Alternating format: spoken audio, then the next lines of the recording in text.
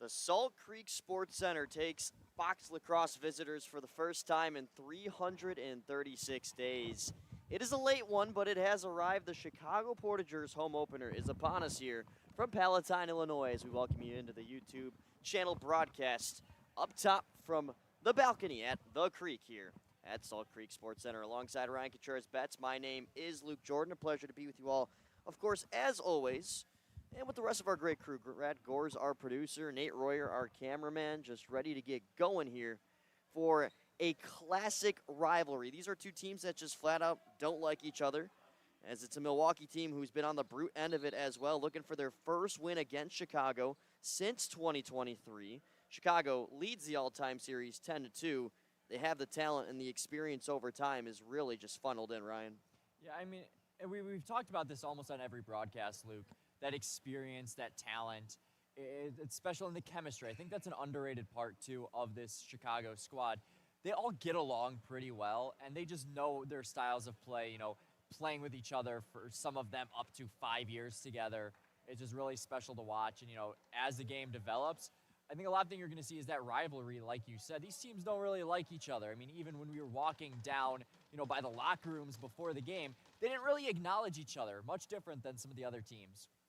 So here we go. It's Nick Porfilo and Noah Pressman at the dot to get things going, and a quick developing 2-on-1 comes the other way, and it's a Captain Bailey Smith who nearly puts one in the back of the net 5 seconds in, if not for just slightly missing the target, as now Chicago will get things set up. They'll be shooting on Wesley Carew, number 76. He's the only rostered goalkeeper now for Milwaukee.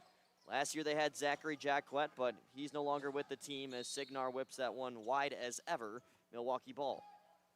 Well, I like the play there by Zach Dorn right up the middle, really fighting for that loose ball off the bounce. Does a good job to give Chicago a good scoring opportunity just over 30 seconds into this one.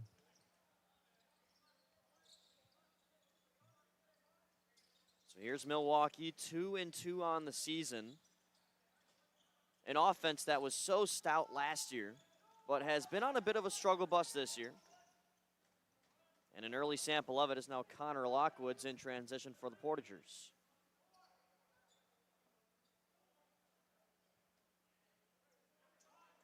The former Milwaukee Muskie, Connor Peterson off to Bailey Smith. They try to flip the floor yet again, and this one can't be handled by Chase Bruno, who is still adapting to the box game after one heck of a field lacrosse season with the Denver Pioneers at the Division I level. Bounced off the wall, and now Trevor Breitenbach chasing after, but it's won back by Chicago. Bailey Smith up top. Moves it over. Paul Ruskowski looking for Bruno. Chase Bruno battling around with Alex Loading. Bruno will now get the ground ball, walk down Broadway, try to BTB a pass over to Smith. Time running low on the shot clock, 4 seconds. And they'll just put it into the netting.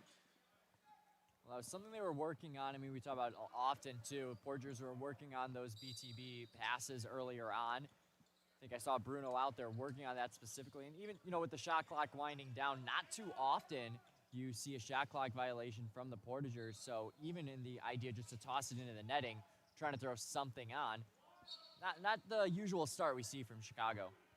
Absolutely. It's been a stronger defensive start than most of the all-time appearances against Chicago for Milwaukee.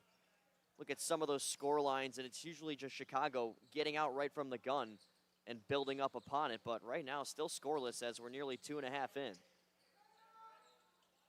Paul Ruskowski, well wide. Couple of Portagers struggling to hit the target early on. That one nearly deflects on in. Muskies are doing a good job of keeping that spacing on the defensive end, like you noted, Luke. Really keeping good structure and not allowing any huge opportunities for the Portagers to get a clean look on net. Here's the manager, Ryan Sinkar. Sinkar somehow keeping it in his pocket. He almost slotted it into the top left corner. Boy, would that have been impressive. Still repossessing is Milwaukee. Time ticking down. Baumgart swinging up. Bounces a shot high in the air, and it is collected now by David Largy. Largy goes vertical, and here comes Ryan Murphy. Before he pumps the brakes, and things will settle down now for Chicago. Here's Chase Bruno, 26 in brown. Somebody that you'll watch have the ball on his stick a lot today, and this time he sets up Connor Peterson, rolling in the crease and covered down by Milwaukee. Wesley Carew with a strong start here. Impressive collegiate stats he had with the Milwaukee School of Engineering in his collegiate career, where he graduated in 2024. David Leonard's on the other end right now. Usually it is a 50-50 split between him and Brian Larson. One will take the first 2 quarters and one will take the last 2. Has a turnover there, and Chicago's going to get it with Corey Kotzinis inputting into play. Wheels on him. Up top, Bruno. Fed inside, Paul Ruskowski diving in front. Good save. He was in the crease, would not have remained Chicago's possession if they got a hold of it anyway. Will Porfilo. Up now for Gabe Pearson. Pearson thought about stepping into one, and now works it up top instead. Matt Reck.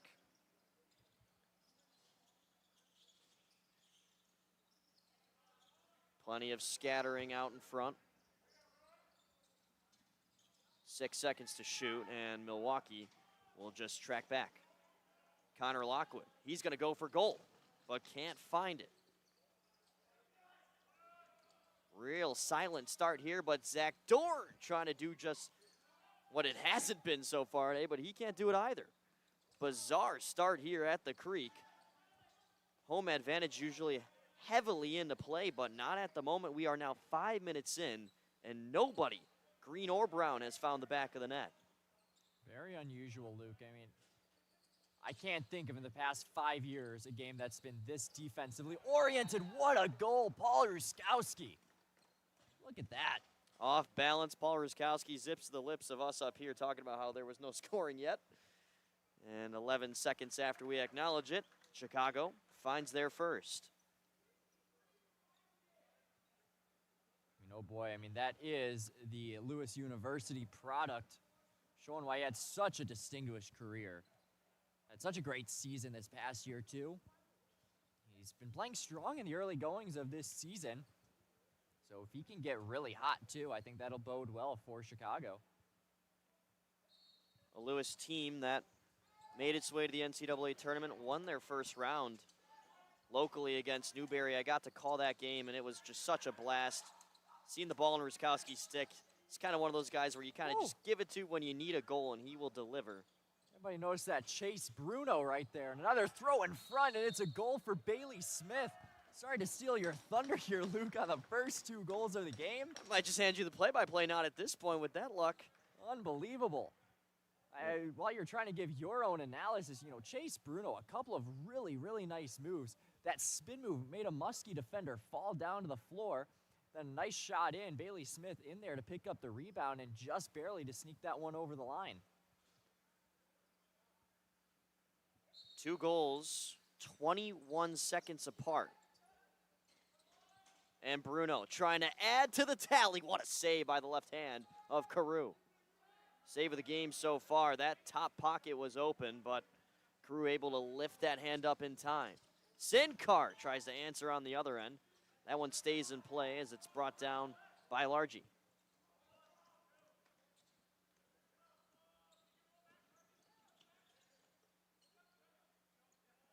Largy couldn't freight train any further, and he just dumps it back for Lockwood.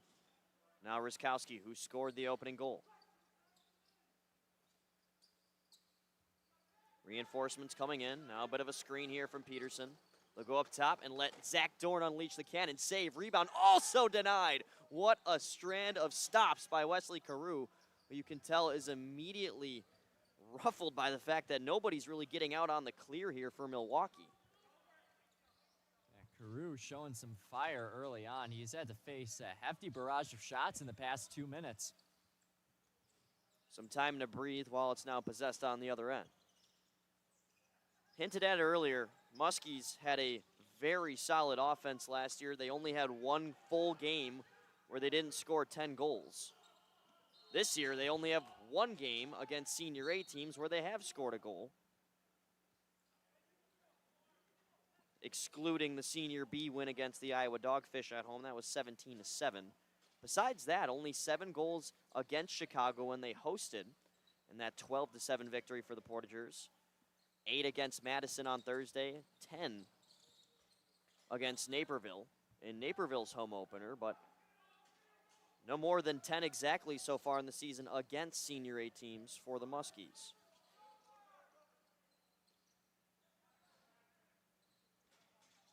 And right now, they're not on great pace. We're now officially halfway through the first. They have not scored. Lockwood trying to defend, and Leonard's able to shut the legs to make the stop. Murphy headed the other direction.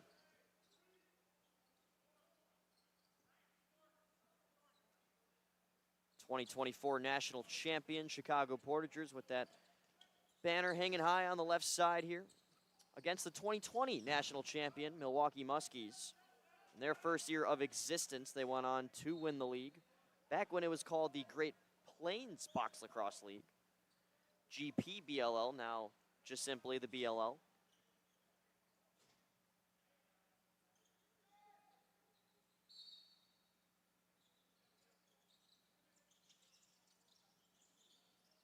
Pearson flips it across for Sincar. He'll go from length. Good save by the chest of Leonard. Murphy. That one misses McKenzie. And right back in Pearson. Across Sincar once again. And another chance, but another denial from David Leonard. Really good job by Leonard there to move from side to side. And really good job to redirect the rebound right to the Portagers defenders waiting alongside the crease. Portagers an unbeaten 3-0 on the season so far, coming off a routing of their local foes in the Naperville Bobcats 10 days ago. Kind of got to that point of a game, Ryan, where when it was as far as it was between those two teams, almost ended up like a talk show. And we had some of the players actually talk to us and talk about how they actually enjoyed it. Some didn't enjoy what we said about them. No Pressman, but you know, there were some things that I may have said, but it was all in love and all in fandom of this team. Just friendly critiques from up top. Porfilo's shot denied. That was Nick Porfilo, not to be confused with Will Porfilo. Will wears number 2, Nick wears number 6.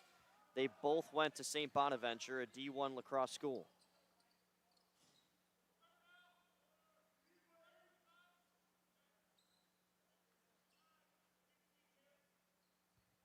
Now the 5th-year Portager, Bailey Smith, off for Bruno. He just throws that off the back wall. Skipped across. Signar steps into one. That was blocked in front. Good battle here. Kevin Signar is going up near the head. Throws a left-handed punch, a soft one per se. I don't think he exactly fully meant to follow through.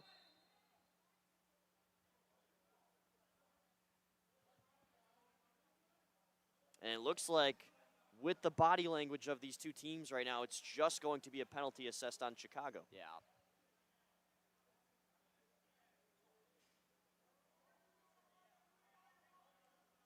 And Kevin Signar will close the penalty box door right next to his father, John Signar, who is helping in the score box today. The man, the DJ. Portagers in the early goings of the season have not been a heavily penalized team, and it's a little bit of a change from years past where they would spend actually quite a bit of time in the box. They had such a good shorthanded offensive attack, you know, you barely could tell when they were shorthanded most of the time the past few seasons. Leonard remains perfect so far, past 10 minutes in. Portagers in a box. Here on this 5-on-4, first man up opportunity for either side, and Sincar has that one deflect out. It remains Milwaukee ball. Ryan Sincar, that was blocked by the knee of McKenzie, who had zero reaction. Impressive, honestly. Sincar again, skip pass backside, Silas denied. It has been the David Leonard show so far. And now it's Chicago burning off some time, and maybe if they see a lane, they'll look for some goal support, but not likely. I love that. It was smart. Had a breakaway opportunity, but decided to pull it back waste some time on this man-up opportunity and give the Portagers a chance to even get an offensive look. See what these bodies out here on the offensive side of the ball can do. Ruskowski has the shot clock ticked down right at 1. If there's one look that comes out of that possession for Chicago shorthanded, it's coming right at the shot clock buzzer, and it wasn't a bad try from Ruskowski. Still 41 seconds left here on the man up for the Muskies.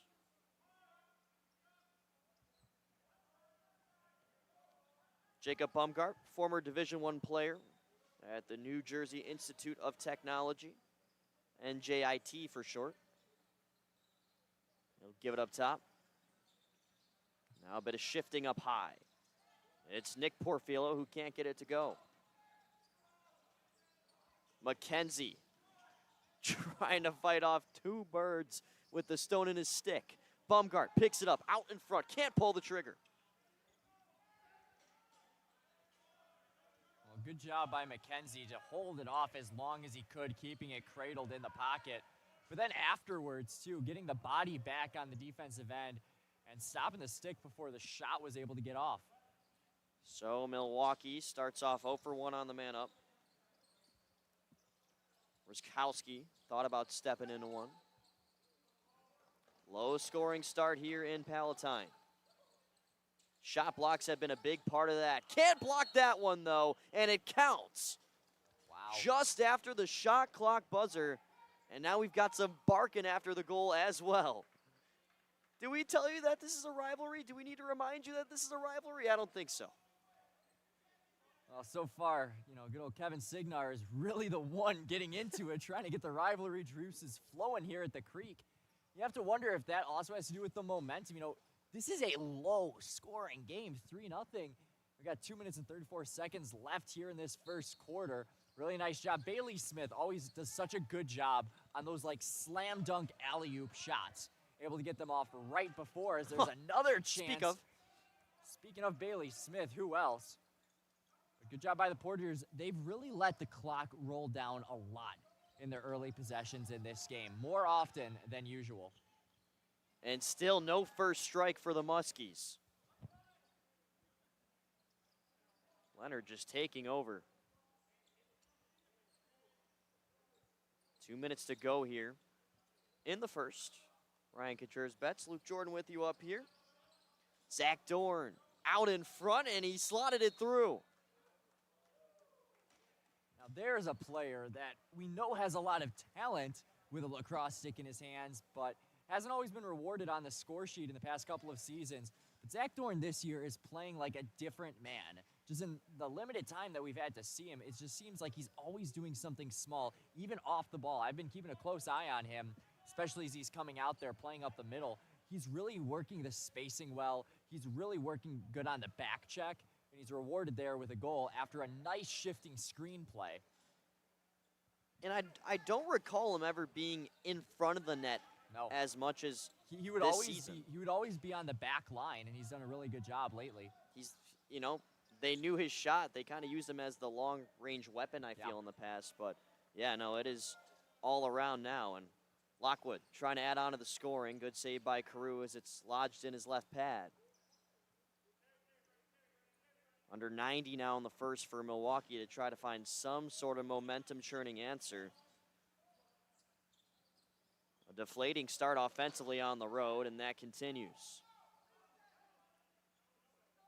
They're saying it hit a leg on the way there, so not an over and back. Shot clock resets. Already ticking 5 seconds through.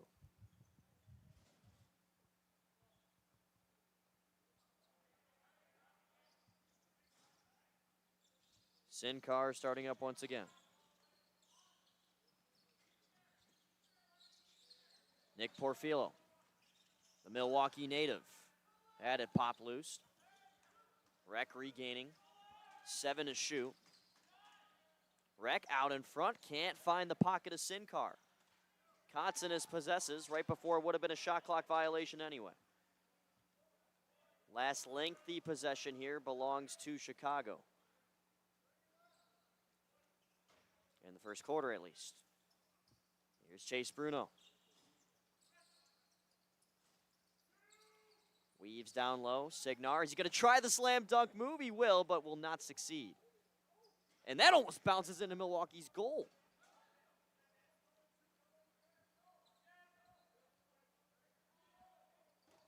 Final seconds. One last look for the Muskies, and Leonard shuts the door once again. Story of the first, David Leonard.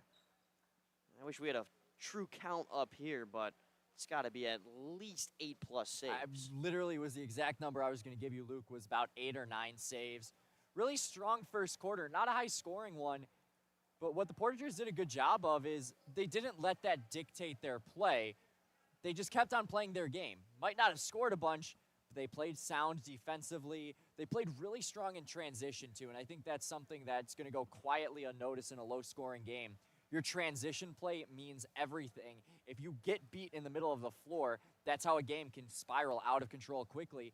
And I think that's what the Muskies have been struggling here. Their transition game, more on the defensive end, the Portagers have done a good job of slowing down, and even some of these swim moves, getting around defenders, have really allowed the Portagers to reset, get fresh bodies on, while the Muskies are back on their heels, leading to long possessions. Yes, a couple of shot clock violations or near violations, but still, that time of possession, all to Chicago, and I think that's going to be one adjustment Milwaukee needs to make.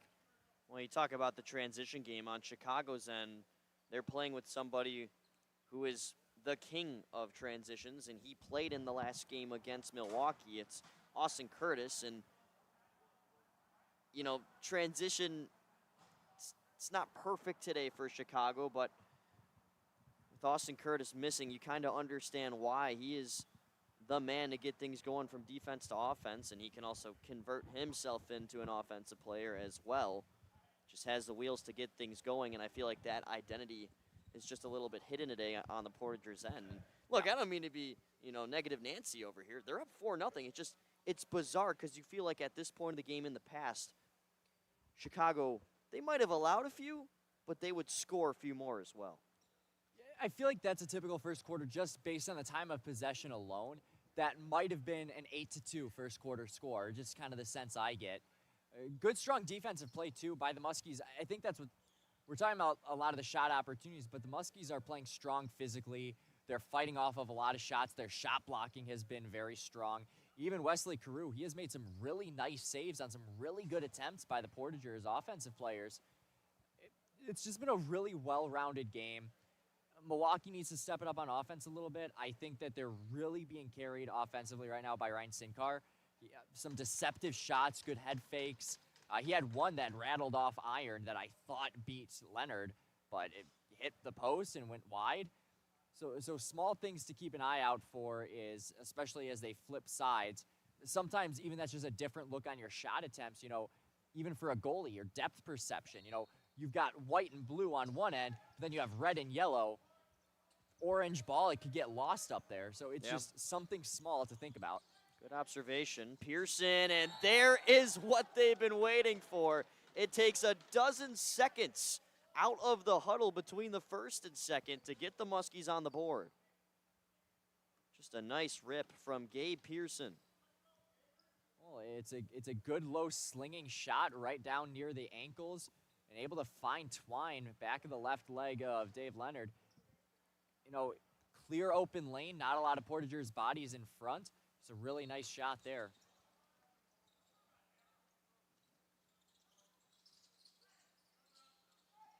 Well, if there's something they needed for a recipe of a comeback out of the gate, that's exactly what. And now they've got possession once again. Nick Porfillo. Silas opens up off the pushing screen. Pressman answering back to him.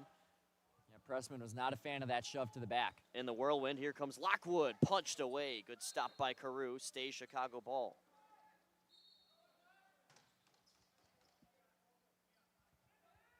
Here is Ruskowski. Steps into a shot and scores yet again. Second goal for Paul Ruskowski. Ruskowski so strong on the ball. He was shoved by a body out in front. He barely moved. He was like a tank out there and able to rip a long-range shot just through the 5-hole of Carew. Good answer back for Chicago. Tulsa, Oklahoma native. might wonder, why is he here? It's a good question.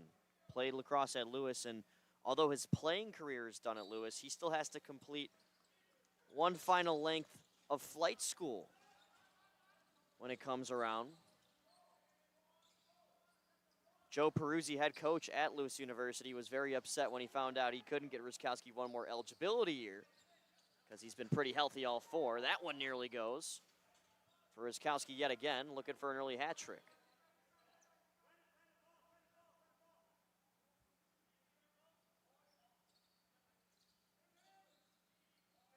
Curling up top, Signar. Now Peterson.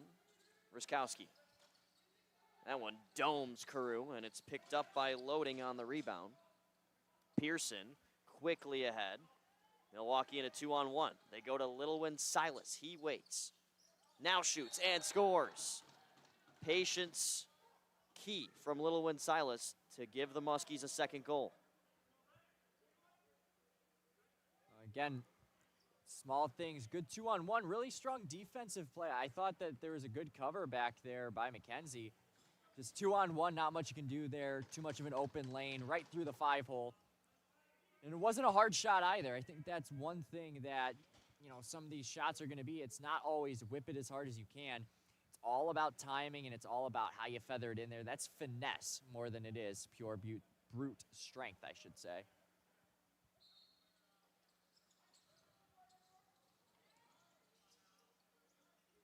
Bouncing ball off the faceoff chase. Bruno denied out in front by Carew. Bruno laughing around about it after, before he comes off to the bench. But I'll tell you, Chase Bruno is one serious lacrosse player. A Denver program that had some real close fights with some of the best teams in the country this year in NCAA Division I. We'll get to that in a moment, as trying to spin back around is Murphy. Denver Pioneers had 1-goal games with Syracuse and Duke. And if you know college lacrosse, you know Syracuse and Duke are the guys. As here is Paul Ruskowski. Chase Bruno had 2 goals in each of those games. Bouncing ball in front. Just goes to show you the threat that Chicago has in the lineup today. Now, curiosity does loom. It's probably unlikely that Bruno could play in the national tournament unless allowed by the school. And it's just about in late August. It starts on the 22nd in Iowa City. Silas with some heavy pressure. Good job by Dave Leonard to set a screen right there behind the net. Bad giveaway, McKenzie. Pearson makes them pay. Second goal for Gabe Pearson. And we have a ball game. It was 4-0, a 3-1 run for the visiting Muskies since. Something about this change of sides, Luke. I tried saying it in our brief intermission. Just keep an eye out. It's not the first time we've noticed these runs, and that's also included between these two teams. If I recall, last year, the same thing happened after the first quarter into second quarter switch. No, my apologies, the halftime into third quarter switch. Chicago had a large lead entering the second half, and Milwaukee came out with some big halftime adjustments. They made it a much more manageable deficit, and they got right back into the game, gave the Portagers a little bit of a scare. One heck of a timeout call there by Brian Larson. You could tell it was about to be bottled loose by Peterson, and you can hear Brian Larson, who is currently on the bench as a goalie, acting as a coach, and you see why right there. First timeout used by Chicago here in the first half. David Leonard going over to talk to the officials. Wesley Carew and him have a nice little fist bump. Respect between two goalies who have performed relatively well so far in this one. Want to take this time out to acknowledge our crew, Ryan Contreras-Betz, with myself, Luke Jorden, Rad Gorz, our producer, Nate Roy, our cameraman, working hard to get this set up for you folks to see from home or wherever you may be. And we are on YouTube this year, as you've picked up clearly. And we do want to utilize the live chat a little bit today, and this is awesome. We actually just got a chat from Paul Ruskowski's dad. This is Paul's dad in Tulsa, Oklahoma. Thanks for the nice things you've said about him. We were so happy when we found out he was named second-team All-American this past season. Yeah, no, he absolutely deserved it, too. I mean, I know you called many more games for Lewis this year. I only called the one game versus Lynn University in the early goings of that season. But, I mean, it was such a great season. That whole team, too. I talked about it last game, but very, very impressive season. And Paul was a big reason for that. Second-team All-American, a very, very well-deserved honor. Yeah, hope you guys are doing well from, I'm assuming you're tuning in from Tulsa. I could be wrong, as your kid's got the ball right now as he bounces a pass over to Smith, takes it back. Heck, he almost scored right for you there, but a good save by Carew. I was going to say, you guys were happy when he got second-team All-American. I was upset. I thought he should have gotten first. A little biased on my end, but I'm not going to disagree with you there, Luke, at all. Bouncing ball up high, nice snag by Bruno. Backdoor feed, Bailey Smith looking to go BTB, and it cannot connect. Time low on the shot clock, sub 10. Ruskowski, good save by Carew. Watch that battle again. Kevin Signar getting into it in the front of the crease. That time with Wes Nichols. And that was a failure. Failure to advance over the halfway line, Chicago ball. Don't see those too often in box lacrosse, but they'll happen on occasion. It's got to be only the second time, I think, in 5 years we've been calling games together, Luke, that I have seen that happen. Probably.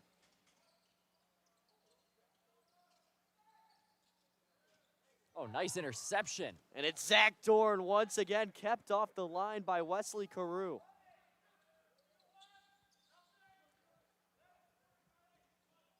Now Milwaukee can catch their breath. Looking for some revenge after a 12-7 loss to open the season here when they hosted Chicago up in Milwaukee. Got an ankle breaker on the play, and the Porfilo brothers just can't put it home. It was Nick finding Will on the right side, but Leonard was able to haul it in.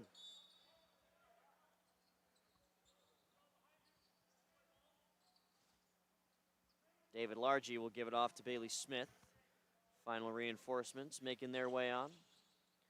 Nearly 5 minutes into the second, it's 5-3. Still in favor of Chicago. Ruskowski almost makes it 6. Another save, Carew. Got to watch this transition back here.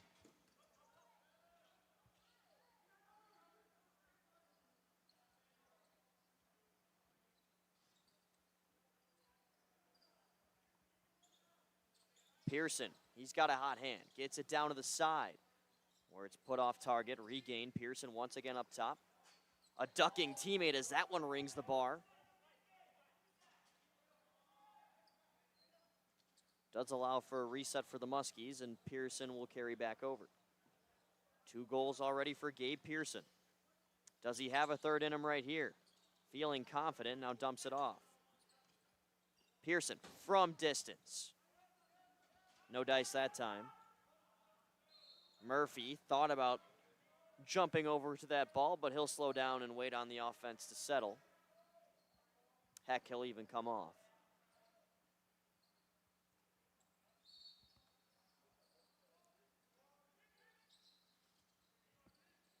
What a feed by Bailey Smith, but Connor Peterson, the former Muskie, denied.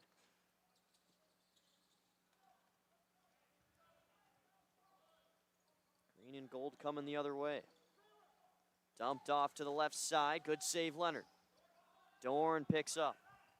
Goes way ahead. It's Corey Kotzinis who whips it wide of the net. Picked up by Lockwood. And he's denied.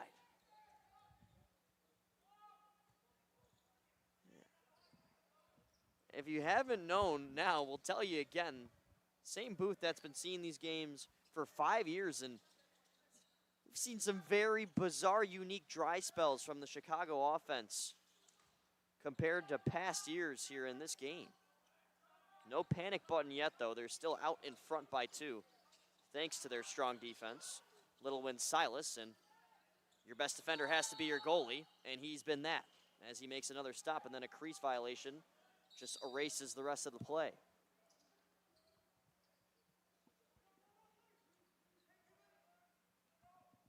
If you hear me going quiet, it's not for a lack of anything to say, but it's just observations. Delayed penalty. Whistle here. Portagers will get a man up.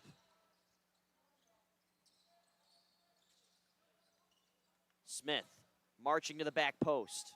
And a save by Carew. Wraparound try, follow-up score. Forget about the penalty. Bailey Smith just wraps it home. First try denied, but relentless effort on the follow-up. Strong on one hand, too. One hand on the stick, able to cradle it. And it's not an easy thing to do, especially when you try to get that stick out in front of you, able to wrap it home around the post. And to stay out of the crease as well. Don't forget about that one, Luke. I was going to say, from here, it looked like when you can't exactly see where he's tiptoeing, it looked like he might have been in the crease, but not there. 6-3, Portagers lead.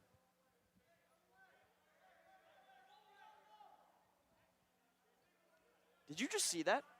No, I did not. They had face-off guys on the wrong side. Oh, interesting. Good catch, Luke. Normally that's my job to catch those small things like that. I don't know if I've ever seen that. I really don't. Here's Porfilo with a blast. Good save, and Lockwood's able to scrape it away. Oh, wow, they're saying he went in and out of the crease. He did.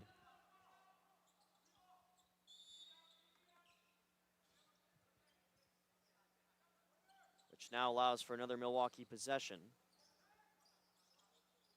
Sincar. Down below. In front, Porfilo. Denied again. No goal, crease violation.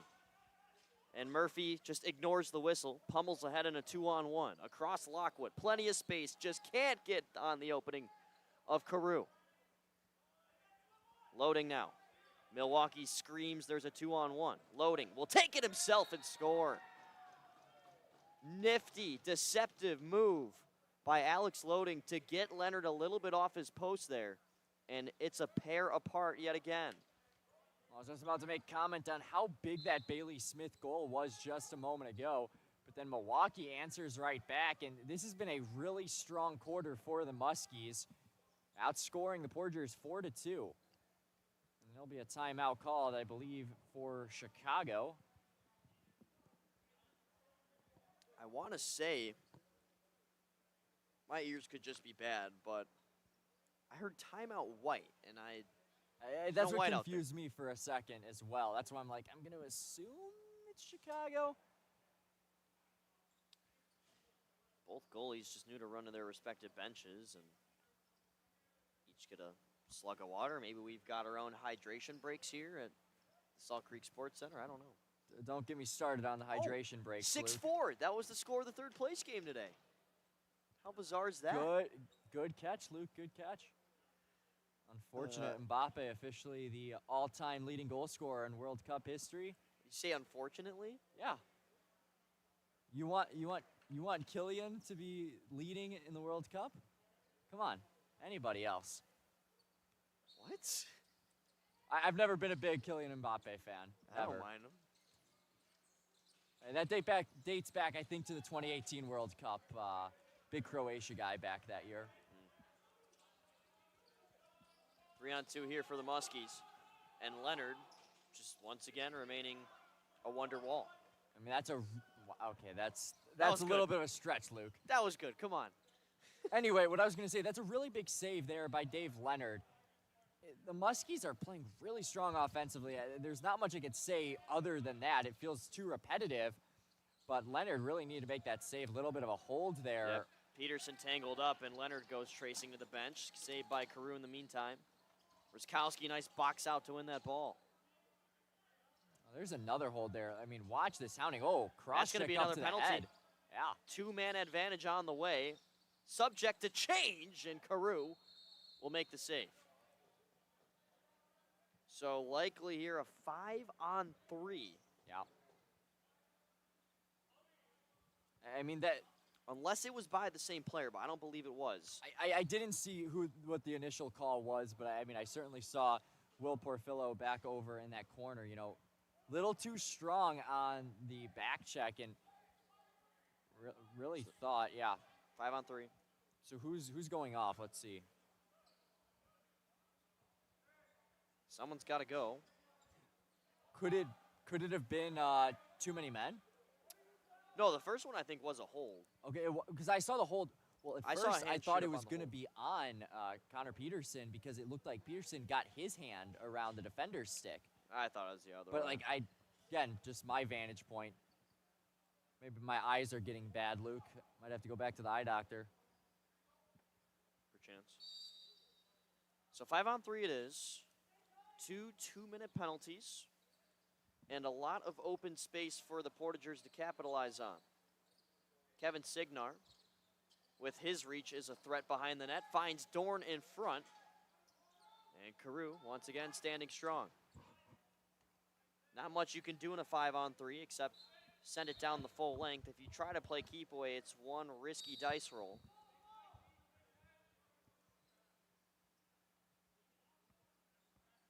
And right back in comes Chicago. Peterson, who's controlling up top. Skip past Kevin Signar. Up top, Peterson. BTB, Zach Jorden. Looking for the backdoor pass, can't find it. Signar fakes it, walks in, shoots. Another block from Milwaukee today, and now Chicago shoots themselves in the foot with a lack of discipline as they'll lose a man. Both officials caught it right off the rip. It'll be 4-on-3 for the next minute 7.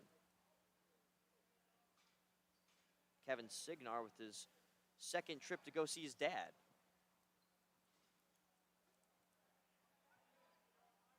Oh, 5. So big loss. Portagers are going to have to play some strong defense here.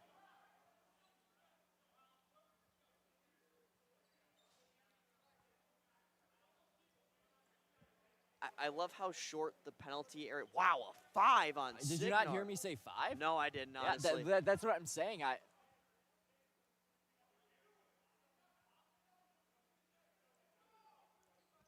Oh, boy. Yeah, if Yeah. you can't tell, me and Ryan can't hear each other through our headphones today, so there's something. We're missing a couple of things in translation, but especially right now, I'm actually trying to listen to on the floor what's being said. Lots of conversations. You know, Kevin over in the box is absolutely barking. Over and back.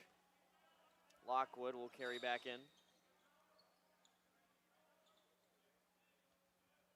So we'll see how this plays out. 4-on-3 for the next 55 seconds and counting, and then it's Milwaukee's turn on the chessboard. Ruskowski down to the line. Smith, back door. Oh, look at this triangle movement, but Wesley Carew is able to sprawl out and make a save as he goes down to the ground. Okay, get up. That was a flop there. I'm sorry, but that was...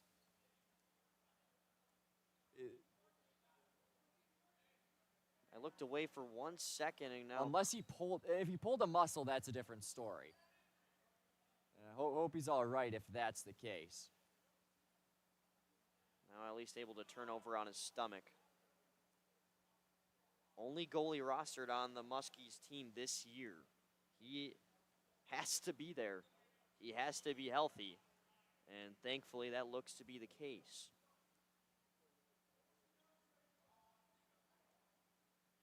Muskies moved on from the Canadian Zachary Jaquette. Him and Carew split fairly evenly last year. But now it is another Canadian in Carew who is getting control of the crease.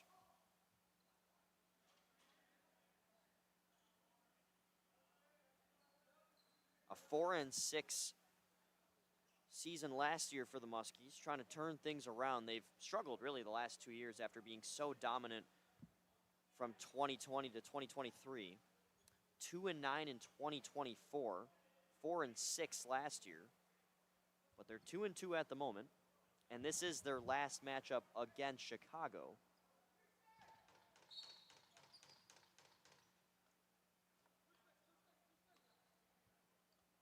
Of course, Chicago, the BLL East champions the last 4 years, so there will definitely be a sigh of relief from any team after getting to play Chicago twice and moving on with the rest of their schedule.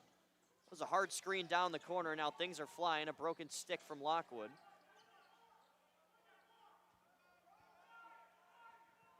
Four seconds on the shot clock. Here's Porfilo leaping around, and he was in the crease when he started to levitate.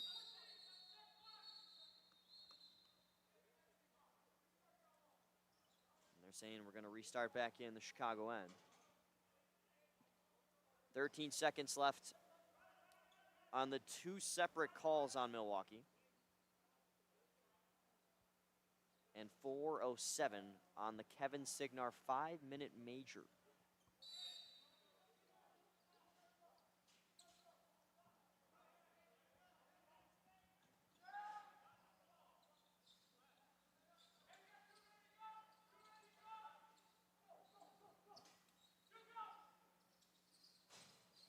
Two hounds released from the cage, and now it's 4-on-5, but it didn't matter as in transition they had to still get guys back. Bailey Smith puts it home for another goal as Chicago now will have to play some defense upcoming. Well, Bailey Smith, really important goal there. Another one, this one off his left-hand side. Normally we see him do it off his right-hand side, a couple of those slam dunk goals. So good work there for Smith down in the far corner. 3:42 to play, 3:45 on the penalty time, so this will bleed over for 3 seconds into that second half.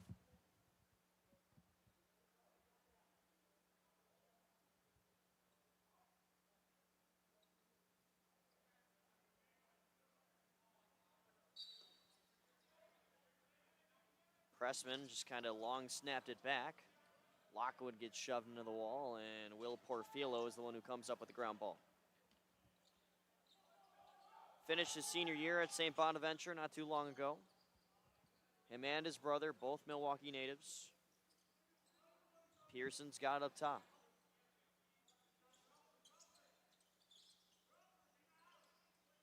Got over 3 minutes left to kill off for Chicago as they're up 3. Pearson, skip past Nick Porfilo. Left pad save, David Leonard. Wow, Milwaukee calls for timeout.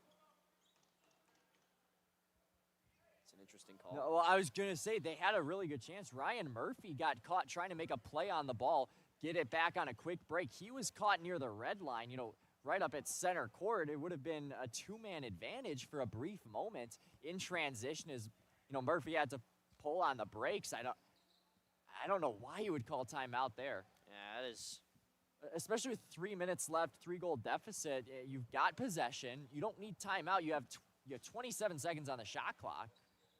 Just hold on to it. If you need a reset and you don't like the look you're getting, just hold on to the ball because now you're wasting time. Interesting move there. It does give them a breather, but yeah, you felt they had a bit of momentum there. It gives Chicago a breather too. That's the problem. That's the problem.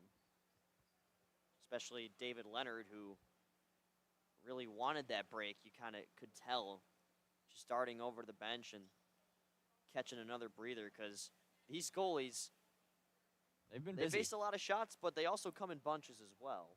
Well, and a lot of them haven't been right at the chest. I think the Portagers have had more shots straight at the chest of Carew, but, Leonard has mostly had to move side to side, really have to cover the crease. Got a not so recent answer from Paul Ruskowski's dad. This is Dave Ruskowski. Thank you, Dave, for letting me know your first name. I'm watching with, so you guys are in Tulsa, so I nailed that one on the head. I guess that was the main option to choose from, considering Paul is a Tulsa native. I am watching with Paul's 90-year-old grandmother, who is now a huge lacrosse fan. That is awesome. So happy to have you guys on and all you others that are tuning in here on this Saturday night. Milwaukee trying to cut into the deficit on an extended man up. Oh, good cutaway on the backside. Ryan Murphy. We talked about earlier the shorthanded strikes that can come from Chicago, just not one here. Watch back, Silas kind of creeping over on this left wing boards.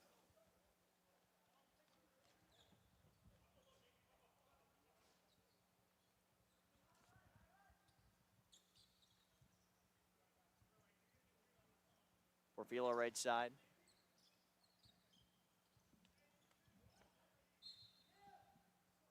Was I in the way of the camera?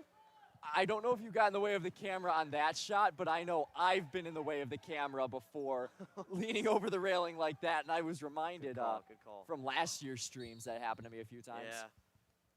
For context, for a little radio description, I'm just leaning over the railing up here up on the balcony when Nate might be shooting me in the camera angle. Might have gotten away with it. Nick Porfilo off for Little and Silas, and he scores. Is that That's number his- 3? Is that number 3 for Silas? Or is that 2? Yeah. Well, Silas, again, both of his goals coming in that 5-hole shot. And again, it's not the power, it's just the finesse, timing it well and getting it down low.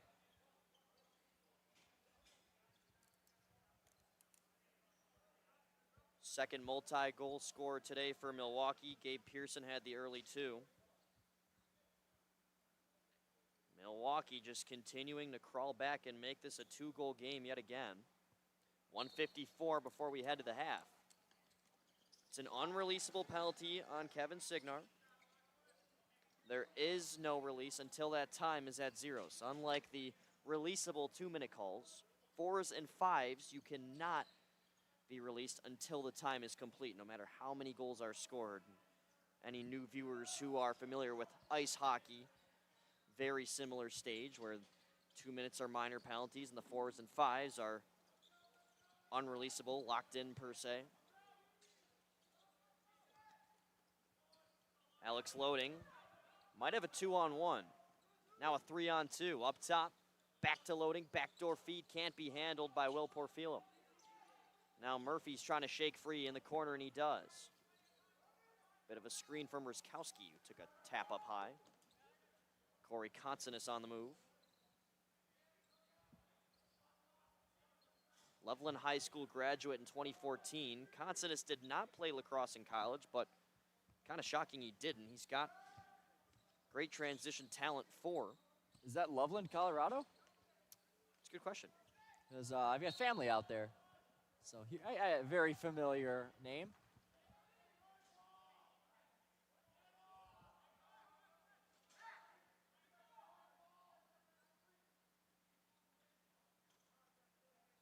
Don't think Chicago was exactly where they were getting possession there, so they were getting their defensive units off for some attacking names, which is a move here. See what they can do with it. Ruskowski can't find Dorn in front. He'll pick it up off the wall, though. Dorn. That ended up in the stick of Peterson somehow. Got a dozen seconds to shoot. Played up top, Peterson. Against his former team with time running low on the shot clock. Smith will get one off, and Carew makes a stop. Well, that'll force a reset, too, so good job by Smith. They've got 7 seconds. Dorn trying to freight train down low. He gets out in front, can't one-hand a shot. Smith follows up, saved by Carew, and time will run out on the first half. Exciting finish, but nothing to show for in the end. Still 3 seconds on that Kevin Signar penalty when we return for the second half. But before we head to a bit of an extended break, got any final thoughts from the first 30? Plenty of thoughts. But the one thing that sticks out, this is a much different game than we've seen in the past between these two squads. The rivalry is the same. Not to say that the talent level hasn't been the same. Both teams have been very strong. But I think there's something different about the way Milwaukee is playing this evening. They're playing with a different fight that we didn't see until later in the games last year, if that makes any sense. Yeah. They started the fight from the opening face-off, and they've continued that. The stamina is a big thing. We talk about deep benches. This feels like a deeper bench than we've seen in times past, and just better transition plays and just keeping that hefty pressure on the entirety of that first half. All right, we'll step away, folks. Be back in about 13 minutes or so as we preview the second half up ahead. Chicago with a 7-5 lead at the moment here.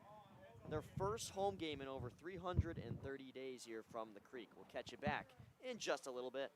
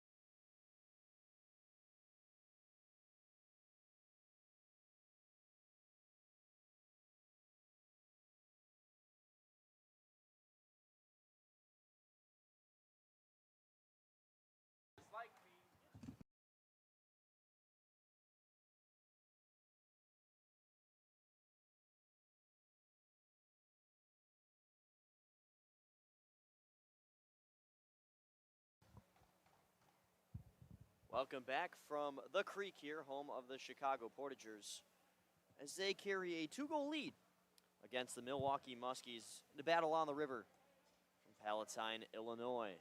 Ryan Contreras-Betz alongside myself, Luke Jorden. Brad Gorz, our producer, Nate Roy, our cameraman. Ready for 30 more minutes of action, starting with a 15-minute third. 4 seconds left on the penalty. That was a 5-minute major to Kevin Signar, and with Chicago gaining possession off the face-off win from Pressman, we're now 5-on-5. Lockwood. Not exactly how they wanted to start their first even strength possession in a long time. Pearson had it battled loose, and he can't find the ball, while Lockwood will take it back in.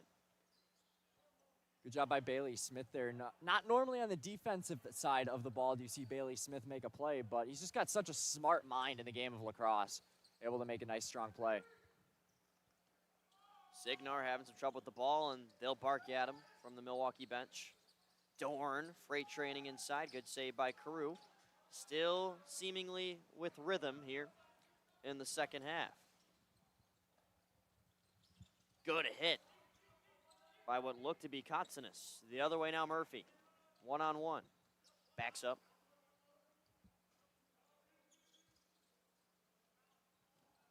Looking in front for Bruno. Now Smith repossesses. Ruskowski fakes a shot, weaves down the lane, just misses. Dozen left to shoot. Ruskowski. Off the shoulder of Carew. Rebound collected. Peterson in front. They score!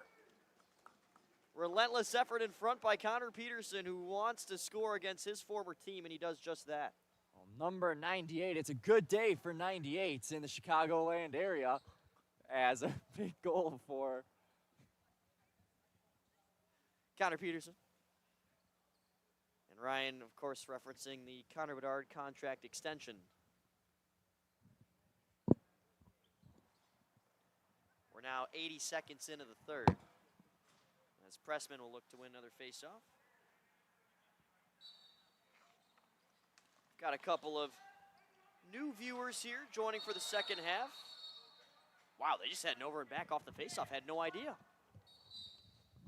We do recommend, if you guys want to interact, feel free to use the live chat. We'll talk with you. I want to give a quick shout out to Sally, who's tuning in. Bruno, good feed. Dorn just bounces it wide.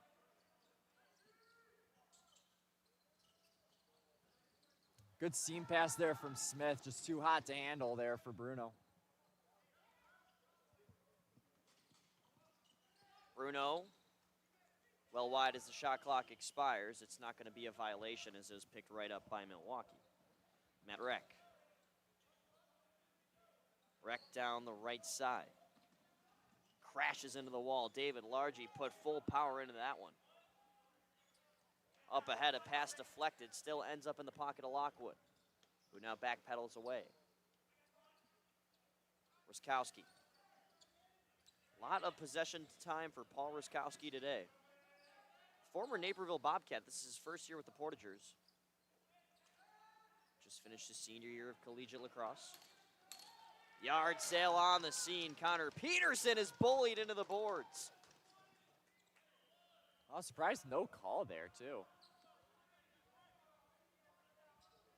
Physicality continues to be a theme in this game.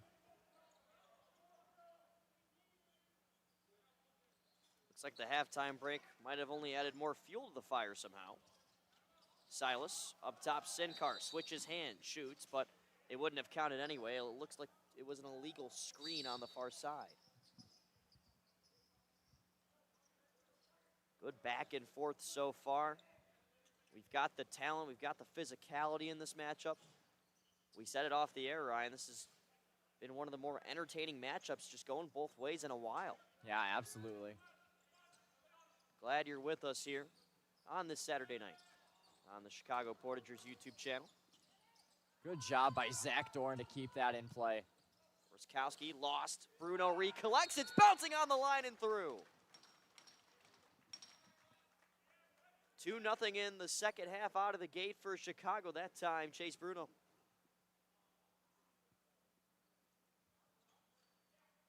Oh, looks like You can hear him say it's out. It sounds like what we saw earlier might have been his shoulder that went loose as he dove to the floor, and he just said it's out, meaning he popped his shoulder out.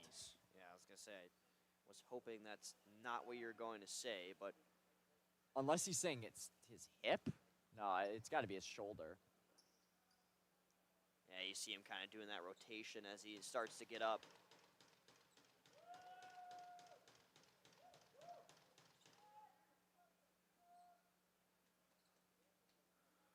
Wesley Carew has been a warrior throughout this game. Second time he's gone down.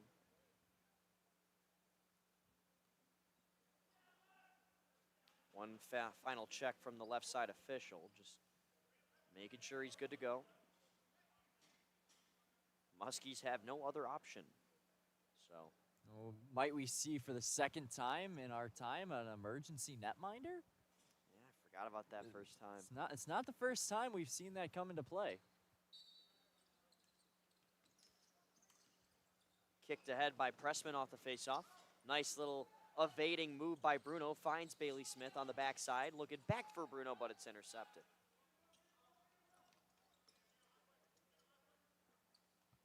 Slowly possessed by Nick Porfilo. Brian Larson now in goal for the Portagers. The usual halftime switch. Pearson in front, Porfilo bumped off the ball. Rec regains. Plenty on the goal line right now, leading some space up top for Milwaukee. Now they go to Pearson. Pearson wraparound try. He scores. They are going to talk, but it looked to be a good goal. A nice job by Pearson to go fully horizontal to avoid that crease violation. And it's back to a 3-goal game.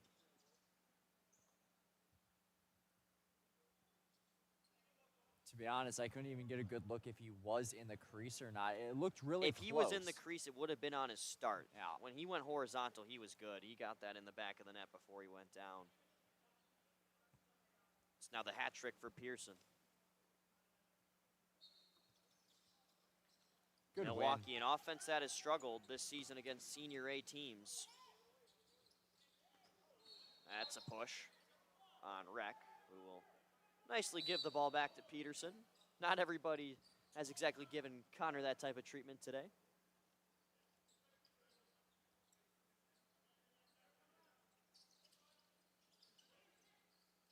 Here's Dorn. Out in front for Peterson, who went falling. Still got a shot towards the net, but not on. Easy ground ball, Bailey Smith. Steps into one. Right pad save, Carew. Popping up, Ryskowski regains and just misses. You know, every once in a while, I just get that sense I want to see Dorn just let one rip from the middle. The long-range weapon we've referred to him as, but really haven't seen too much of it today. Sinkar able to spin free. Baumgart evading off to the right side. Sinkar again. Milwaukee's manager gets a shot on, but it's denied.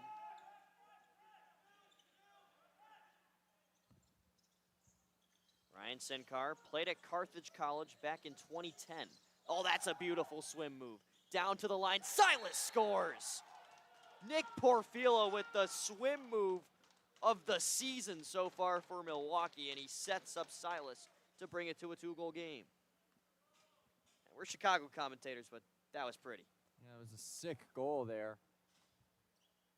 9-7 now your score, and this is a tight one. The Portagers have to keep an eye on that. Milwaukee is not going down without a fight. I mean, hey, it's par for what Muskies usually are like in the real world. You know, fighting a Muskie is... Real? Like R-E-E-L? I see what you did there. Probably not what you meant, but... It is not at all what I meant, but I mean, it does work all the same. Pearson goes stumbling.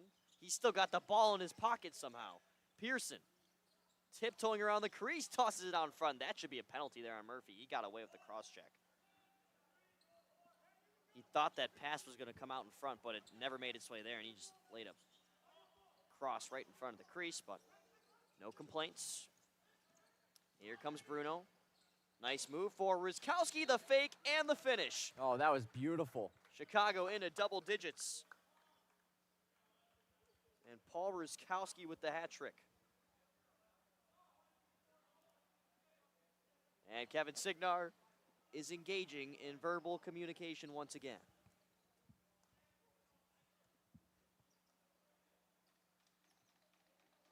It's a physical battle, but also a mental one here. Really playing that instigator role today more than we've seen. It's not that we haven't seen it before, but more than ever. This is definitely the most I think we have seen it. Absolutely. I mean, we know he has it in him. Nick Porfilo back in to take the face-off for Milwaukee, but Pressman wins it. Now, both teams have made that mistake. They get possession over halfway, don't realize they're over halfway, and then just huck it the other direction. Haven't seen that one before either. It's very, and now we've very seen it interesting. Twice. It's making me think our memories are bad. Silas able to regain. Murphy defending Nick Porfilo, who just pulled off that pretty swim move just about a minute ago. Good battle here on the wall. Pops right into Porfilo's stick as he dives and scores. Nick Porfilo is really putting together some for the montage tonight.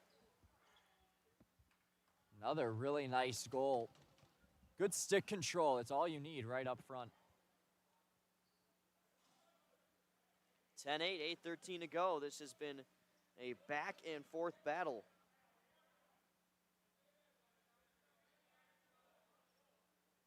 Chicago has been nothing but strong in their regular seasons against BLL teams. They're looking to try to keep things that way, but Milwaukee is putting on a fight. Only 3 losses last year. 2 BLL teams came in the Harvest Classic down in Colorado. Signar can't get a hold of it, so now he just starts attacking the neck of Baumgart.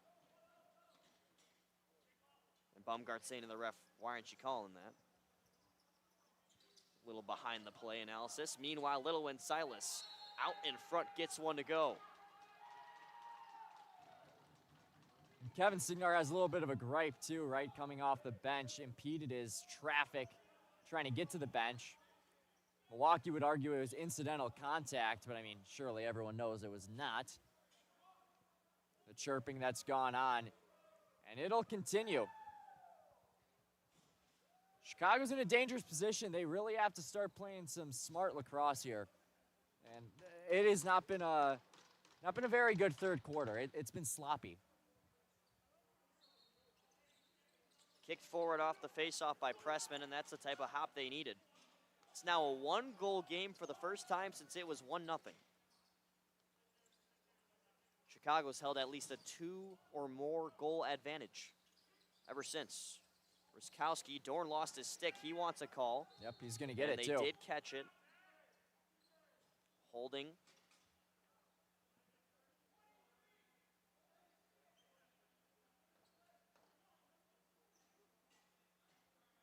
And Matt Reck will be going to the box.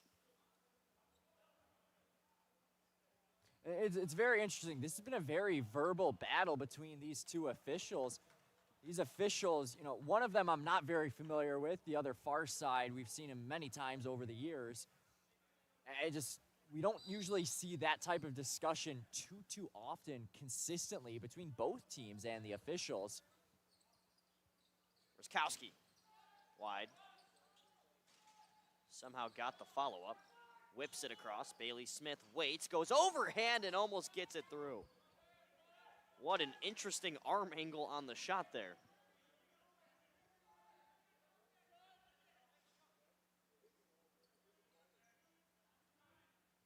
And back in it comes. Still 90 seconds on the man advantage. Zach Dorn with that shot we've been waiting for, but it got blocked. Bruno recollecting. There's 14 seconds to shoot. Dorn up top again. Oh boy, he just drives right inside, but can't get it on target. Bruno waits, shoots. Easy save, Carew. Momentum is shifting in Milwaukee's favor.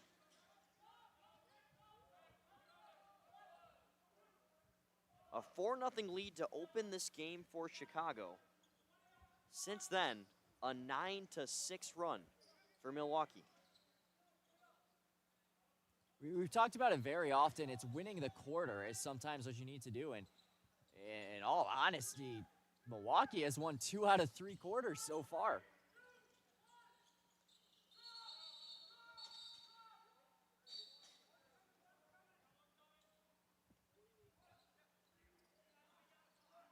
I'm loving this live chat right now. Someone requested to Paul Ruskowski's dad that they should bench Paul so that the teams are even. Speak of, he almost got the ground ball right there, but it fell through. Now here comes Milwaukee. Ruskowski has been that type of threat today. And that's almost an over and back. What a catch by Nick Porfilo.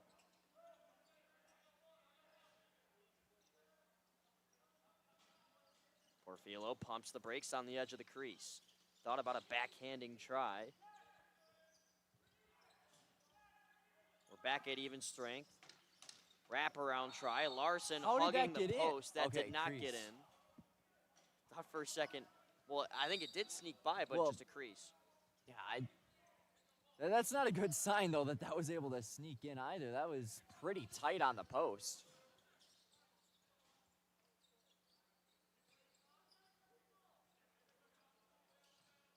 Smith. Chase Bruno. Space on the screen. Ruskowski in front. Good save by Carew. Now we've got a helmet off on Nichols. Kev's going to go to the box again. They haven't blown the whistle. And Milwaukee's saying, why haven't you? They'll just play on as if nothing happened. I'm surprised. And that one bouncing, it is not in the back of the net. This has been chaotic to keep up with over the last couple of minutes. And now back in is the D1 Chase Bruno. He's got to watch his tail too shifting over. You could just feel the tension right now, and it's only the third. Ruskowski, a little one-timer action. Oh, beautiful pass. Nice soft touch by Bailey Smith, and even better by Paul Ruskowski. Now Sinkar saying that was a slap. It has to get into the pocket. I thought it was clearly in the pocket, Luke. I thought it was for a quick second, absolutely, but an observation to be made by Sinkar. 7th year Milwaukee Muskie.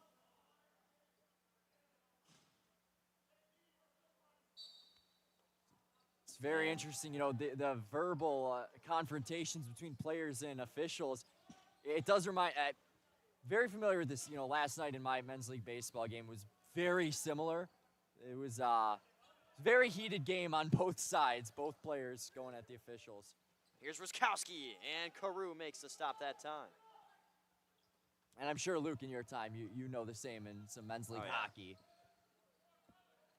Here's Pearson. Nice defense. Now comes rowing ahead. Kotsinus. We had a really bad men's league ref early on this season. And I was like, I hope I really never see this guy again. Here's Jorden. Good save. I'd agree. Same thing with the umpire we had last night. For both teams' sake, I hope they never see him again. He wanted to get out of there, and it was bad. Umpires, referees are human, but there's the ones that kind of there's a line. There's a line between making bad calls and actively telling the other team you don't know what you're doing. There's a line. Good stop by Larson. Way to cover the 5-hole. And this by no means is saying that these officials have been bad today. I think they've been fine. Given the chaos that they've been watching, and let's be honest, the chippiness, the instigation, both teams are trying to get in each other's heads. Officials are doing a good job of keeping this game within reins. Bruno trying to leap and corral it. Ruskowski is there to help anchor the offense back in. We have seen games get out of control here at the Creek. We have. We've gotten our very short fights we've been able to see. Nice feed. Peterson finishes the play. Ruskowski set it up and gets on the score sheet yet again, and Connor Peterson Finds his second goal against Milwaukee today.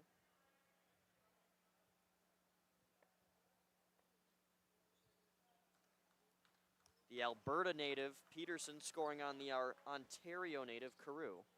And it's 12-9 with 2:05 left to go in the third. Alberta and Ontario don't like each other, that's for sure. Translates to what we're seeing here. A little geographic rivalry up north. Didn't expect you ladies and gentlemen would get a geography lesson, would you? Never know what you'll hear. With us too. No. Here's Constance crashing to the goal, and that is going to be one heck of a floor burn line. 2-on-1 the other way, Milwaukee. Some hesitation. Backdoor pass. That one Good lodged stop in the by hand of Larson. Right in the glove. Good job to kind of angle his wrist to not allow a rebound to pop out, because that would have been trouble. Sub 100 seconds in the third. Dorn piles off the screen. Ruskowski crashing towards the goal. Good save. Nearly gets his own rebound. Really loving this duo today as Dorn tries to lay the body, nearly had a big one. But, you know, two strong bodies up front in Dorn and Ruskowski has led to a lot of really good scoring opportunities and good switches off the ball.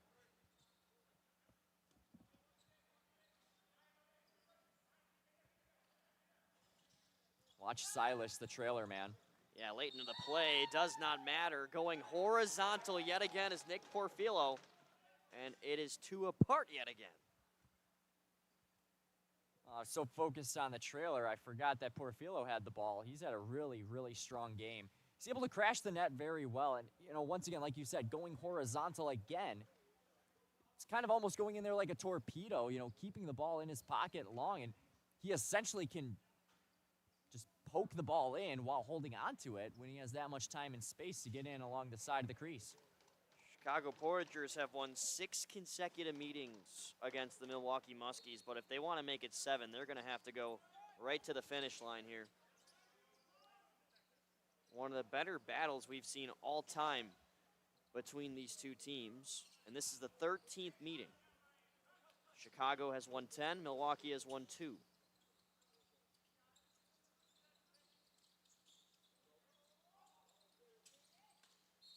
We've got the early riser in Milwaukee who won the national championship in their first year of existence, still 6 seasons after then, looking to chase that same thing, and a team that did not participate in the Harvest Classic last year. Their last game actually was here, and it wasn't even a full game, by the way. I don't know if you were here with me for that game. I think it might have been Christian, as Bruno's shot is denied, but it was 7-3 Naperville, and the power went out at half, and they just called the game. Yeah, no, I was out of town, I believe, and you texted me, you know, Christian Courtney filling in. And I remember you sent me a video of the power outage. Yeah. Christian Courtney will join us for a game or two later on in the broadcast schedule. This is Ryan Contreras-Betz' last Portagers or Bobcats broadcast. Most likely, at least. Most likely, yeah, I guess. That's true. At least here at the Creek. Dorn puts it wide. Might see him at the national tournament. Here's Bruno up top with 2.5 to go in the third. Chase Bruno is able to just somehow angle it over a lunging Wesley Carew. They're going to call this back. Yeah. They're going to no, and the reason why, and it's frustrating, and I understand why the officials are doing this. You know, they're going to call it. Good. So Kevin Signar, and this is what Milwaukee is having an issue with. Kevin Signar is in their heads big time because every time he's out there, I mean, look at him celebrating. He is the one that is goading them into these goals. This is now the third goal. Did he just hit the whip? Yeah. No, listen, Luke. And where's the Nene? This is what, okay, hockey. Have you ever seen the old clip of Ilya Kovalchuk goading Sidney Crosby into a penalty? Probably. It was a long time ago when Kovalchuk was with the Thrashers. This about 09, I believe. Okay. Ilya Kovalchuk kept on, you know, jawing with Sidney Crosby, got Crosby to slash him in the wrist. On that same power play, Kovalchuk scored, points right back at Crosby. Right here, what Kevin Signar has done, that's the third straight goal, actually, that the Portagers have scored, where Signar goes flying. He's down on the ground. He's selling the call. I mean, there's no way around it. He's getting mauled in the crease. You know, they're heavy on him, but he flails his arms. He makes a distraction. You have two Muskies that are essentially, they're just trying to fight Kevin off to the side. That leads to the opening for the further goal. It's mind games, and I know I'm rambling here, but Hey, we've got a break. You might as well. it's what the officials do. Their choice not to call the penalties on the physicality that Kevin is facing. Some of these calls should be called. I mean, there's holding of the stick. There's cross checks to the head, you know, nowhere near the ball. They're allowing the chippiness to continue by not nipping it in the bud. They've already called 2 penalties on Kevin. They've called a couple on the Muskies. But by continuing to do that, it's mind games. And Milwaukee needs to be smarter. They should recognize the mind games at this point. They should recognize the officials are not going to make the call on them. So continue. You know, knock Kevin to the ground as much as you want, but don't continue fighting him when he's on the ground, because that's what Kevin wants. He wants them to fight him at this point. And it's smart. It really is. Led to 3 goals in that quarter, Luke. Yeah. 13-10. Chicago trying to hang on. Noah Pressman looks up towards us. I thought he was about to say something to us for a brief moment. Yeah, I don't know if we can record that either, but we play on. There's David Leonard. Wait, we'll see ya. You're not coming back? Oh, he's got to play a show, he said. Really? Oh, wow. That's what he said. All right. I thought he said, I'm going to put on a show for you. And I was like, confused, and then I thought more, you know, context clue is what it meant. So.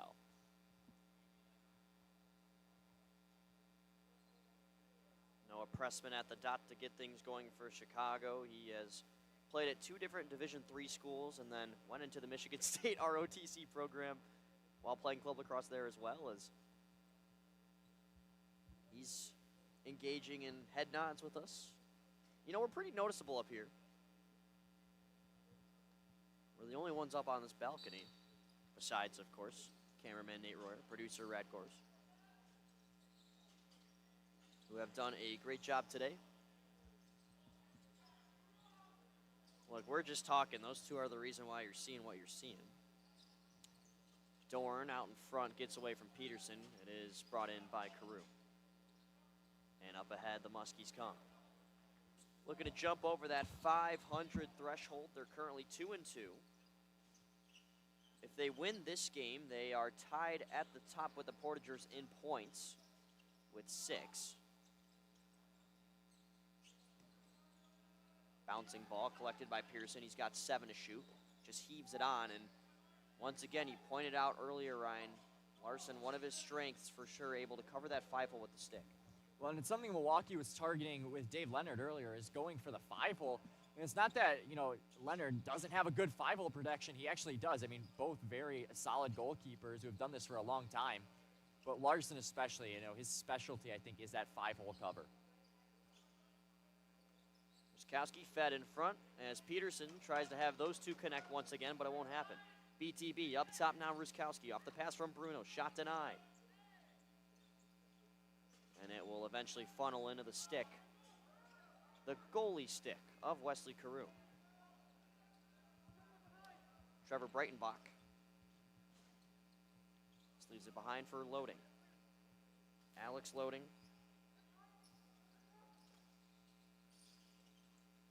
Now Nick Porfilo scores.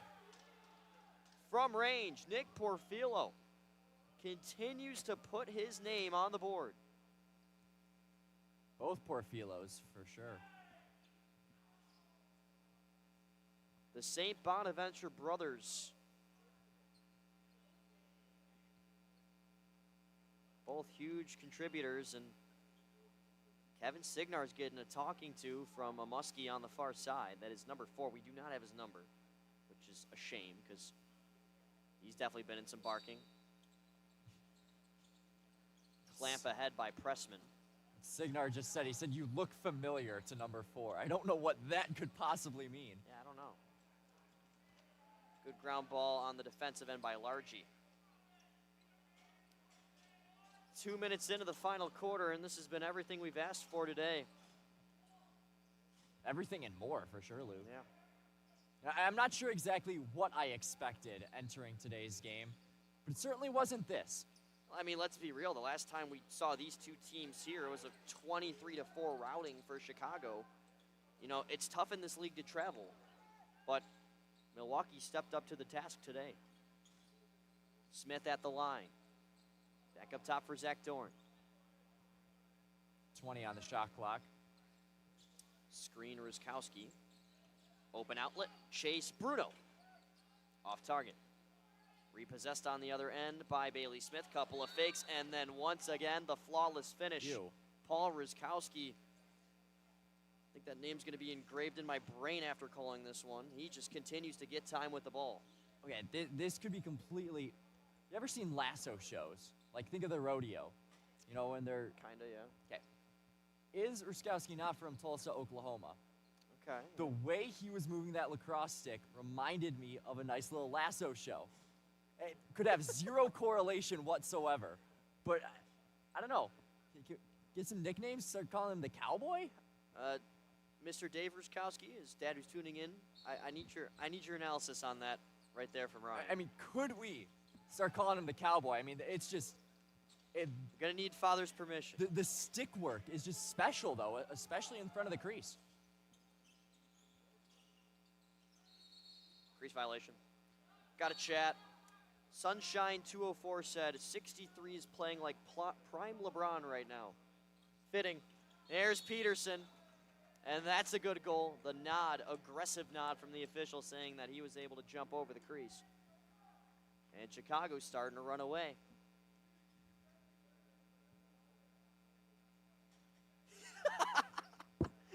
"63 is actually insane. Cowboy is a terrible nickname," said Iron Sim. I don't... Sunshine upvotes it. I don't... Not a good nickname, okay. I'll take it. I'll take the constructive criticism. Give this man the criticism he deserves. Oh, I've been waiting for a day like this. This is great. Nick Porfilo. Very little critiques on him today as he tries to find his brother Will in front. And he brings down that pass. Pops out back in front for Will Porfilo. Now Nick Porfilo. We've got Kevin Signer on defense here.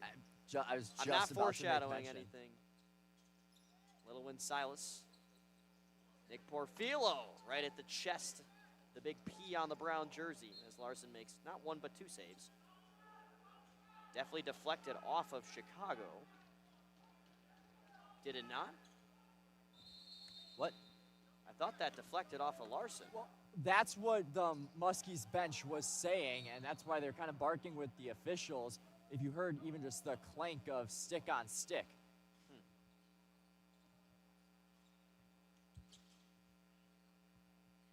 Feel like one more here for Chicago, and they could really start to knock the door down. It's Smith. Dorn, top unit, has gotten plenty of time today for Chicago. Ruskowski whips one on, save Carew, quick clear on the way. That might be save 30 plus for Carew. Probably. He's faced a lot of shots, and he's been really strong. Larson couldn't get a hold of it.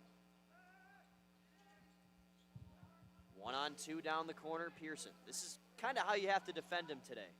He has just been ridiculous, and he will not score. Crease violation on the play. Perhaps maybe even interference on Larson against Pearson. That's what I mean. And now Larson is unable to get up, and this is just bad timing if he... I was going to say, really bad timing.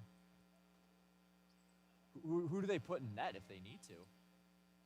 Probably Kevin. I was in my head, I'm thinking, do they have to, call up Kevin to strap him on?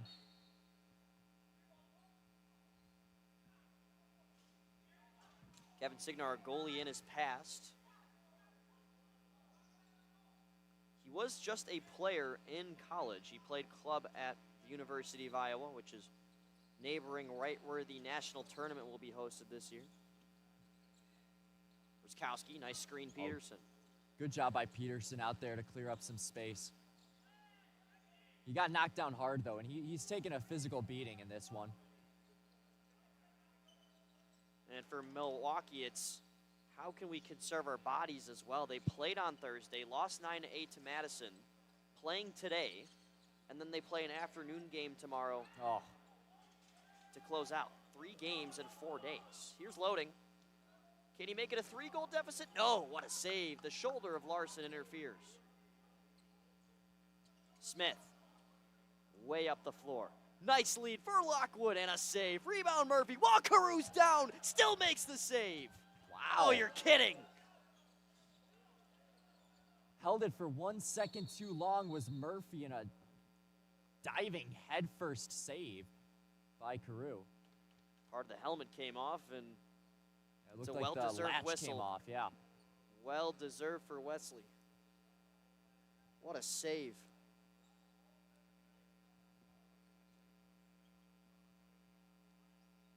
Getting a note by our producer to check the live chat. Oh boy, we got a couple of chats. Paul is a city boy. Sorry. City boy.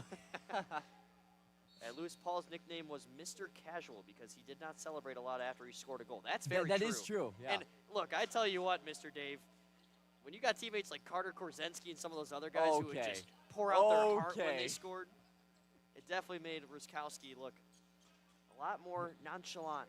Mr. Casual, I like it. I like it. I like it. We'll stick with that.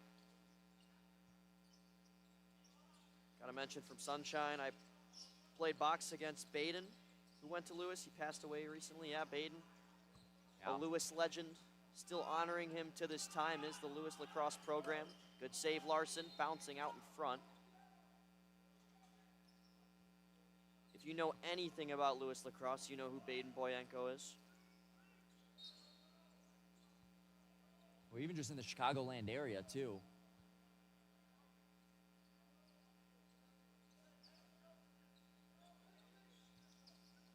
Ruskowski, save, Carew. Whistle invaded that opportunity as is. Looks like we've got a penalty coming on Milwaukee. 2 minutes for a hold. And this is crucial for Chicago. Even if they don't score, we're talking a 4-goal game with 6:22 left after the man up, if all goes kind of as planned. You know Milwaukee will be fairly aggressive with even a man down. And they're in the usual box to start.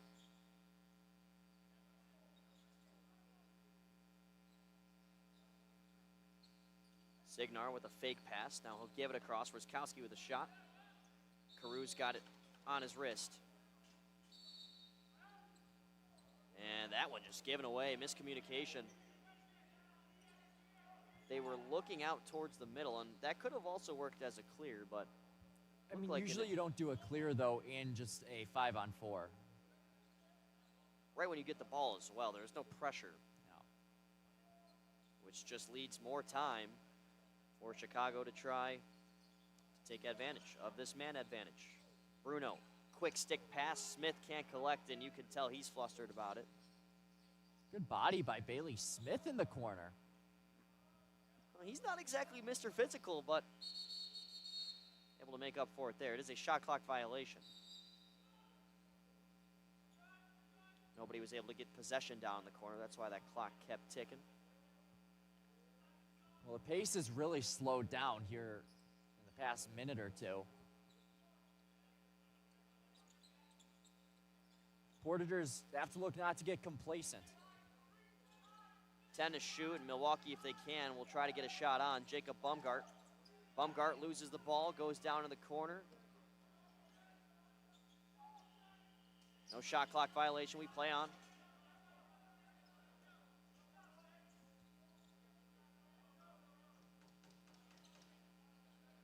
Portagers trying to move to 4-0. They're on good pace. Smith. Up high, Peterson back for Smith. Skipped across, quick stick shot. Chase Bruno. Carew able to slide across in time.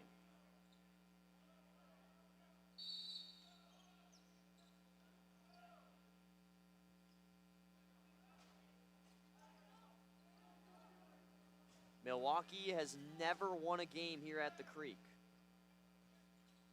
Portagers are 6-0 at home. What can they do to try to change that narrative here within the next 6 minutes? Pearson avoiding Signar. Open space, shoots it wide. Bounces around. Did that hit something on the way? They're saying no, it's going to be an over and back.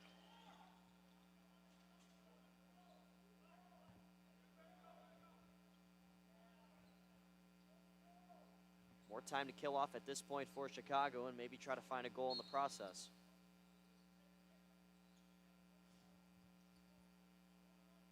Four-goal gap here. It was an initial 4-0 lead for Chicago. Took them a while to really find their offensive rhythm.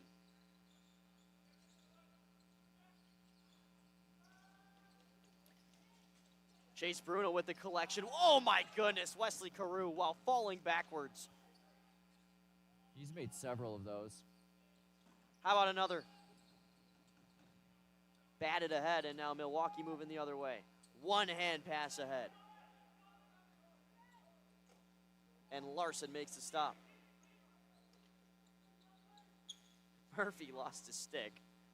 In the meantime, now a 2-on-1 for Chicago. Peterson with a fake. That's off the iron. Oh, wow. Body now into the wall. Peterson. Goes up top, Smith. That didn't work out. Over and back. Muskies, I was just about to say, Muskies have a timeout in their pocket, and they're going to use it now while they could catch a breath.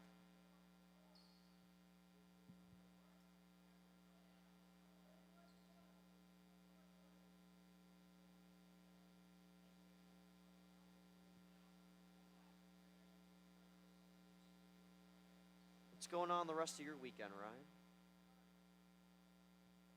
Church tomorrow? A little World Cup final after? Possibly, we'll see. I would ask you, Spain or Argentina, but I'm not going to waste my time. Oh, Argentina.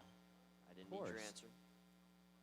I will say, Spain does concern me. You know, the way Argentina played that first half versus Every England. first half so at this point, it's bizarre. that is true. Outside of the group stage, it's really Argentina's been a second half team. Just don't say anything to Messi. Like, don't make him upset. He looks at the clock and he's enough time. He'll do something with it. Let's see if Lamine Yamal can actually do something. He's kind of had a quiet tournament. Yeah.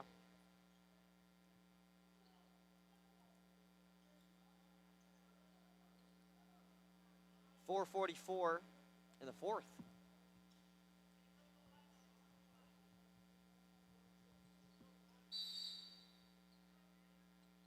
What do they have drawn up out of the huddle?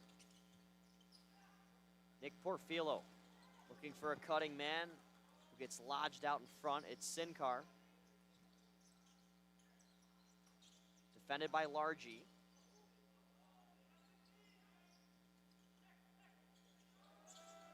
Good screen on McKenzie. Good block. Larson just once again will not cheat off that post. And they're saying it hit Larson on the way out, which he does not agree with. It hit Kostanis. Kostanis, it hit him. Oh, it was did. a shot Good block. catch. That's not Ryan repeating for you guys. That's Ryan repeating for me. I apologize. Pearson, he might have gotten tussled a little bit there. Shoots one on, and it's dead center on Larson. Couple of shots here in the second half for the Muskies. Just they've hit the target, but they haven't exactly been accurate. A lot at the crest of Larson as of late. Dorn for Smith. Cutting is Ruskowski. Trying to take on three guys at once, and Carew is able to make the save.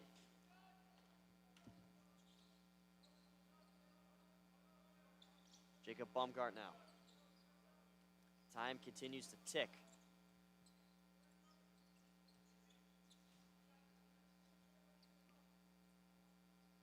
It's not exactly an unsuccessful night for Milwaukee, even if they do lose. They've been on an offensive struggle against some of these top-tier teams, and that looked to be an illegal screen. Yep. Elbowing is what it's truly called as, but all the same. I mean, here the Muskies bench yelling, "Come on." I thought that was pretty clear-cut and obvious. Right to the lower back.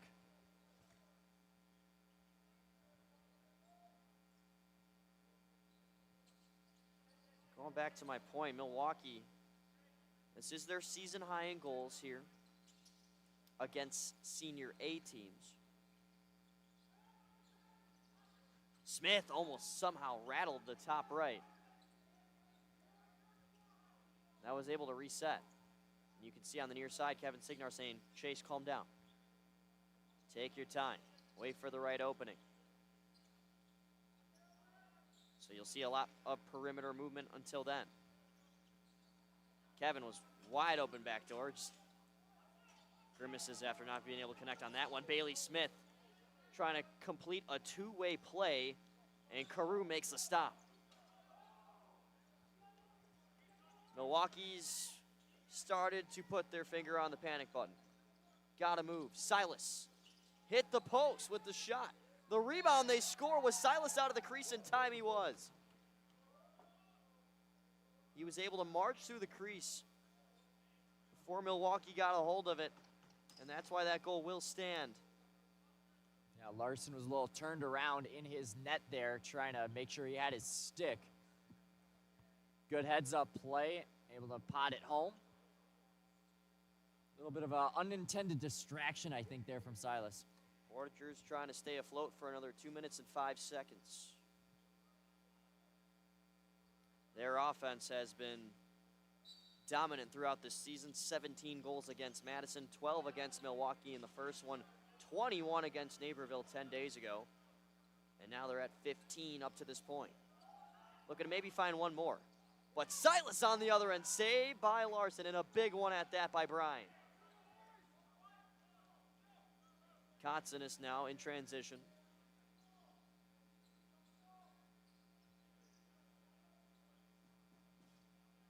See David Leonard on the way out here. Put some final punches on the glass, cheering on his guys. Smith. Aurora graduate off for Dorn, looking for Peterson in front. Picking up the loose change is Smith, but he cannot get it to go. Then a heavy check out in front, we play on. Connor Peterson is taking an absolute beating. After this game, he will be thankful that he's not in Milwaukee Threads. And for that being, Milwaukee has to play tomorrow afternoon. Chicago does not. They will get another nice period of rest, considering their game against the Grizzlies was canceled for next Saturday, so they won't play until next Sunday against Naperville. Ruskowski's shot saved. Carew has a hold of it. It's 46 seconds left. A 3-goal game. Odds are minuscule, but not zero. Loading's got to hurry. Down to the line is Sinkar. He's got to shoot. Extra pass, Porfilo tiptoeing. He scores. Big face-off on the way. 2-goal game, 29.8 to go.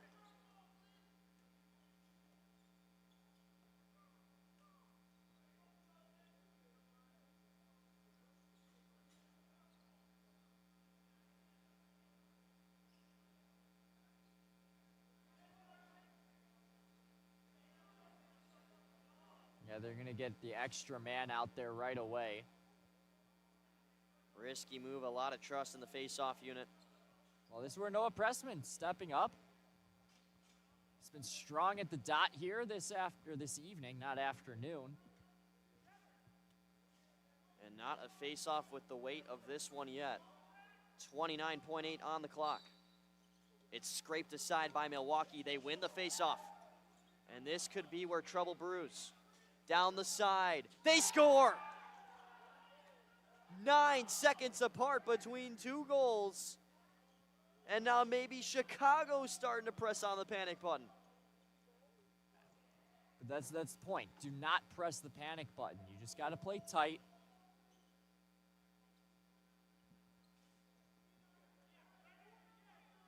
Well, let's be transparent. There is no number one on Milwaukee's roster, but he could very much make a name for himself if he can win another faceoff against Pressman, who is now down to a knee. The Good clamp, job. he's got it, pulls it back, picked up by Kotsanis, and that should be the final. That was a beautiful clamp by Pressman. Redemption after that last face-off, which it was a nice swipe up there by number 1, but Pressman right there, he got on top of it, knew what to do, held strong.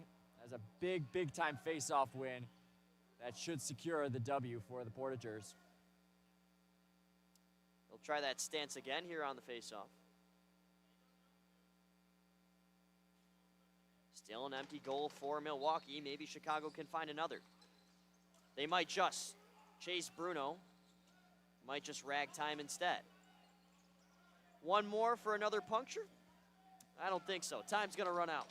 And Chicago is going to win yet again at the Creek against Milwaukee. They're now winners of 7 consecutive against the Muskies, and they're 7-0 here at the Salt Creek Sports Center against their rival up I-94. Brian Larson with his guys. Fist bumps all around after he was able to help close the deal. David Leonard with a stout first half performance. Not exactly Chicago's idea to allow 14 goals, but the offense able to match it and that. Yeah, I mean, it wasn't the most defensive clinic in that second half especially.